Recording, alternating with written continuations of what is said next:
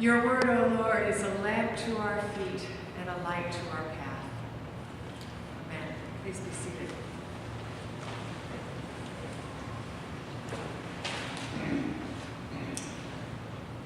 On Christmas Day, the Wall Street Journal ran an opinion piece. It was entitled, "Science Increasingly Makes the Case for God." I don't know if any of you might have seen that. The article traces the progression of scientific thought about the possibility of life on other planets from 1966, when Carl Sagan announced that 2 criteria were required: the right kind of star and a planet the right distance from that star, up to the present. As of now, we know of 200 criteria, all of which must be perfectly met in order for life to exist.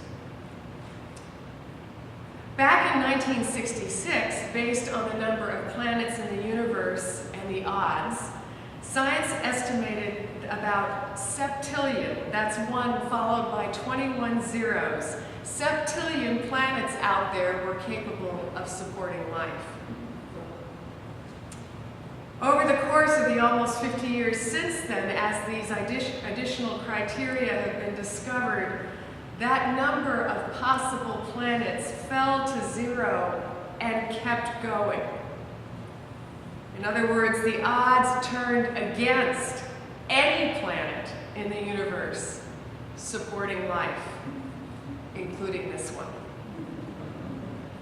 Without Jupiter's gravitational pull drawing asteroids away, 1,000 times as many would be hitting the Earth's surface.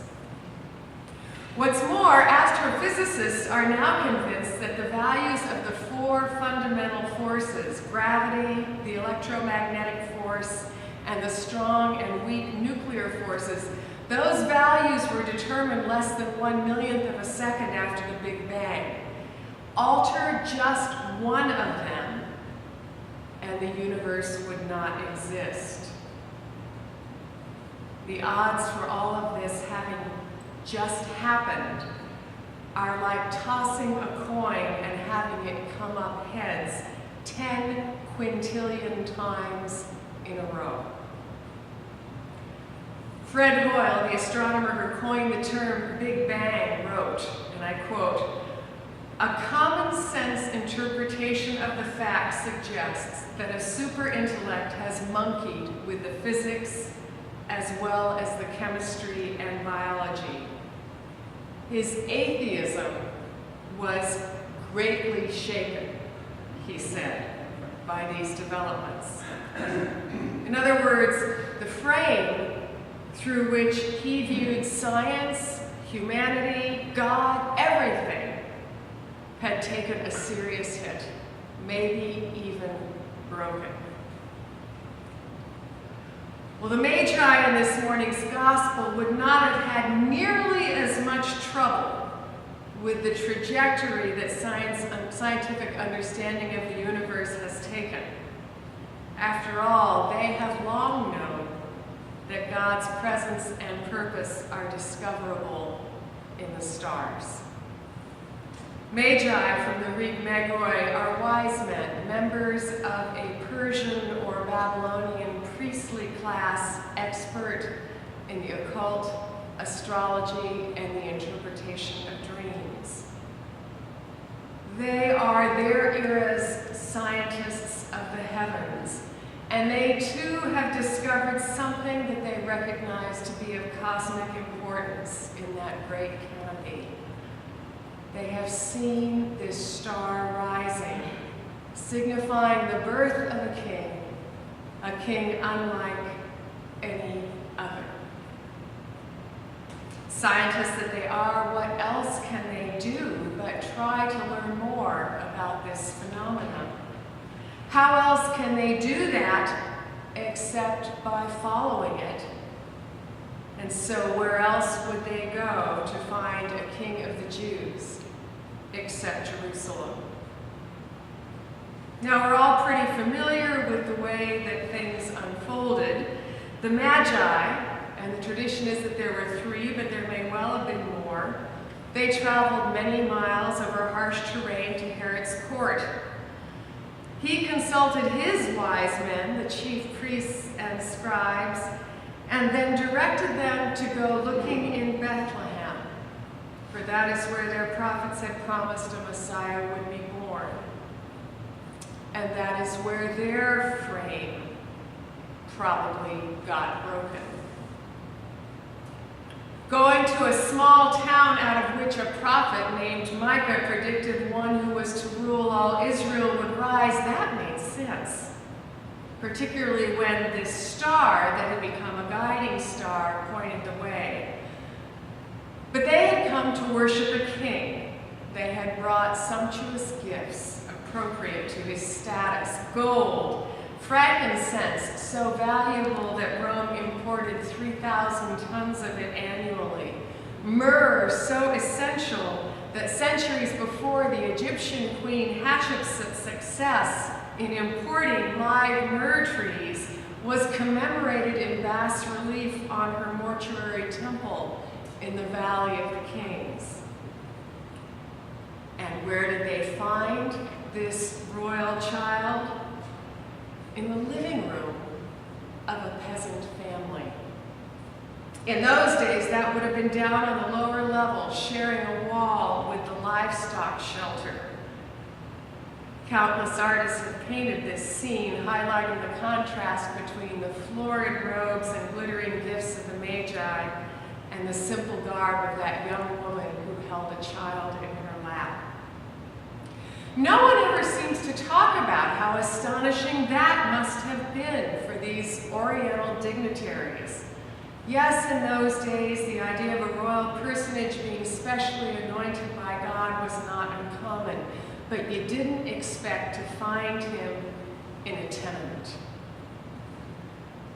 Yet Matthew tells us they fell down and worshiped the child and offered their gifts. Evidently, they had no doubt that they were in the presence of the one that they sought. Now, in the centuries since then, the frames through which humans have viewed their experience of the world have continued to get broken. The growth of scientific knowledge has called into question long-held assumptions about the existence of God and the ways that God may be known. And at the same time, the increasing interconnection between societies and cultures has challenged inherited religious traditions and the structures that come with them.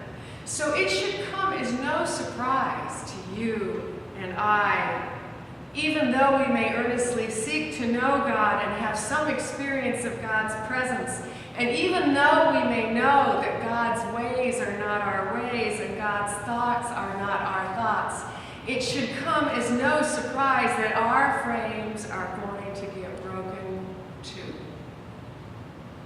They break when we learn something that contradicts what we believed for a long time. New understandings about human sexuality and gender identity are a good example of this. They break when catastrophe strikes and we question everything we thought we knew about God's faithfulness. And we have to stand with our hearts broken and our hands hanging until God's healing finds us and God's way forward is opened before us. I imagine there are many here who have experienced such losses. Our frames break when experience flies in the face of judgments we have that we are convinced are settled, when we wind up being taught and led by the last people in the world we would think to trust. Atheists, astrologers, liberals, conservatives, whatever. They break when our plain and simple logic insists that God's purpose could not include our going there or supporting those people or standing up against that. And yet somehow we do. Our frames break over and over again because because that is what needs to happen in order for God's presence to be manifest to us, so that we can catch another glimpse of that eternal truth that the Magi discovered and that science apparently is just beginning to recover. God is known in the vastness of interstellar space, and at the same time, God can be known in the particularity of the birth of a child, who through his life, death, and resurrection would manifest the love of that God, love that animates and gives hope to every one of us, so that indeed God may also be known in your life and in mine, in your searching and in mine. You see, the story of the Epiphany holds together the heavens declare the glory of God, and he shall be called Emmanuel, God with us, God in every cosmic particle and every human person. My friends, these days so many are hungry for knowledge of that God. Maybe knowledge isn't the right word. So many are hungry to live authentically and in meaningful and effective human community. They are hungry for that abundant life which God offers to us in the one who was born in Bethlehem. Hungry, though they may not know it, for their frames to be broken. In this season of Epiphany, we are called to reflect on the ways that God has and continues to reveal God's self in Jesus, in the faith community that is his body, in this world that God so loves, and in the universe that bears witness to God's hand. I wonder what would happen if in the coming weeks you and I were to make it our Epiphany practice to actively look everywhere for signs of God's presence, to look with wide open minds and expectant hearts. I wonder what would happen if we noticed them, noticed those signs, and gave thanks for them and even talked about them. I know if we do that, some frames, ours and maybe other people's, will probably get broken. But isn't that what usually has to happen in order for God to be manifest in us and through us? And isn't that why we really are here? In the name of the Father, and the Son, and the Holy Spirit.